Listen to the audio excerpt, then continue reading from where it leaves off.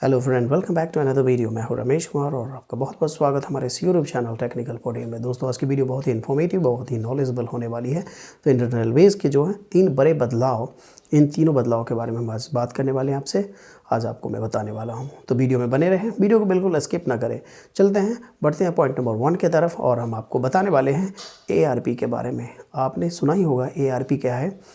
दोस्तों, क्या होता था 1 नवंबर 2024 से पहले हमारी जो रिजर्वेशन, एडवांस रिजर्वेशन पीरियड्स जो थी 120 दिन पहले हम अपनी रिजर्वेशन करा पाते थे। बट अब जो सिनेरियो है बिल्कुल चेंज हो गया है।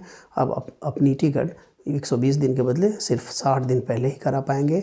जिन लोगों ने अपनी टिकट 120 यानी कि 1 नवंबर 2024 से पहले जिन्होंने अपनी टिकट कराई होंगी, उनका भी जो है टिकट वैलिड होगा, वो भी ट्रैवल कर पाएंगे। बट 1 नवंबर 2024 के बाद जितनी भी टिकटें रिज़र्व यानी कि टिकटें काटी जाएंगी, सारी की सारी 60 दिन यानी कि 2 महीने का जो टाइम है ARP यानी कि एडवांस रिजर्वेशन पीरियड सिर्फ 2 महीने का रह गया है। चलिए बढ़ते हैं पॉइंट नंबर 2 की तरफ।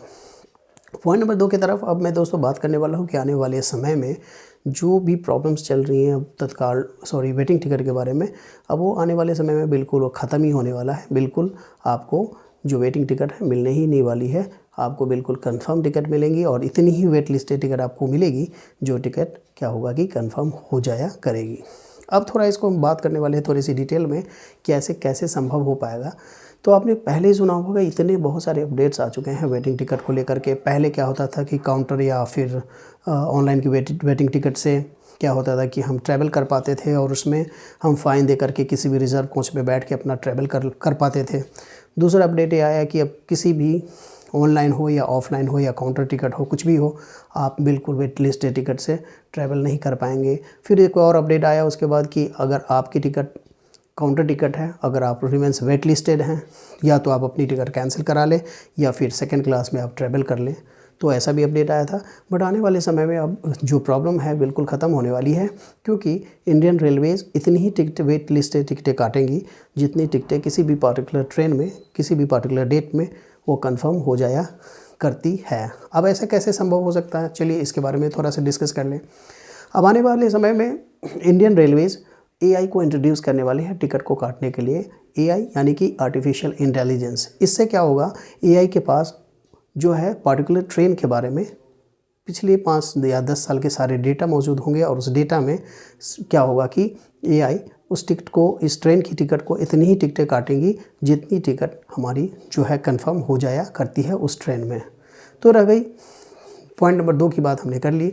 चलिए अब तीसरे पॉइंट की तरफ बढ़ते हैं कि तीसरा बदलाव क्या हुआ है इंडियन रेलवेज़ में, वो भी हम चर्चा करने वाले हैं।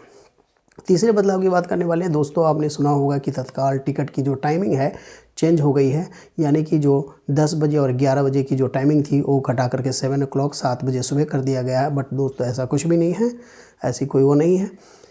बिल्कुल ये जो खबर है झूठी खबर है। इंडियन रेलवेज़ की तरफ से ऐसी कोई खबर, ऐसा कोई न्यूज़ अभी तक सुनने को या देखने को नहीं मिला है।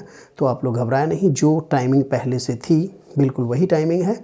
उसी समय में आप अपनी रिजर्वेशन, तत्काल की रिजर्वेशन करा पाएंगे। तो ये जो खबर है पूरी तरह से झूठ खबर है। अब अभी तक ऐसा कोई अपडेट आया नहीं है। तो दोस्तों, आशा करता हूँ वीडियो आपको अच्छी लगी होगी। वीडियो अगर अच्छी लगी तो कमेंट बॉक्स में ज़रूर बताएंगे। चलते हैं, मिलते हैं एक और इन्फॉर्मेटिव और नॉलेजेबल वीडियो के साथ। तब तक के लिए bye bye, thank you, thanks for watching.